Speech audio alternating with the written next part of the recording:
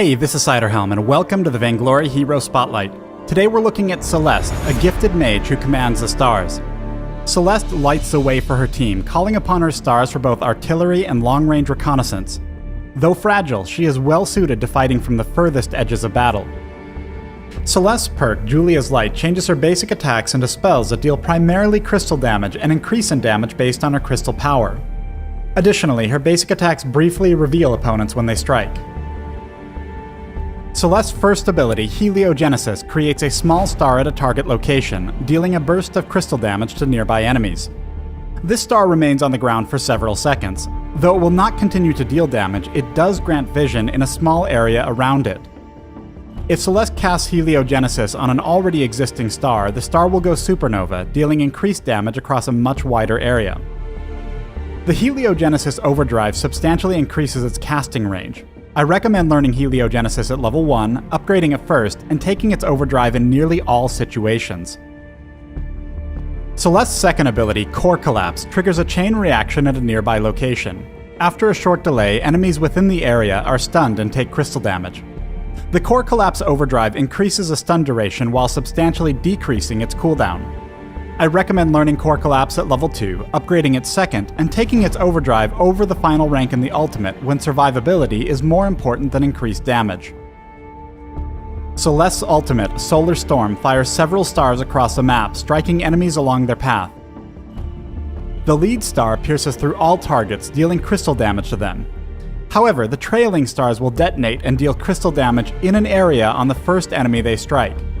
Stars deal significantly reduced damage to non-heroes. Additionally, the stars deal no damage to structures, though trailing stars will still impact them. Upgrading Solar Storm increases the number of trailing stars, dealing more damage and making it harder for enemies to avoid. I recommend learning all 3 ranks when you want to maximize damage. When playing Celeste as a mage, I strongly recommend focusing heavily in the crystal tree. Start your build with a Frostburn, then shift immediately towards Tier 2 Travel Boots. These 2 items, along with the increased range from your Heliogenesis Overdrive, will make it much easier to keep your distance. If you're most comfortable at a range, I recommend items like Shatterglass, Clockwork, and Broken Myth to really make her shine. If you prefer close quarters or can't otherwise avoid them, Aftershock and Alternating Current are strong additions to a build.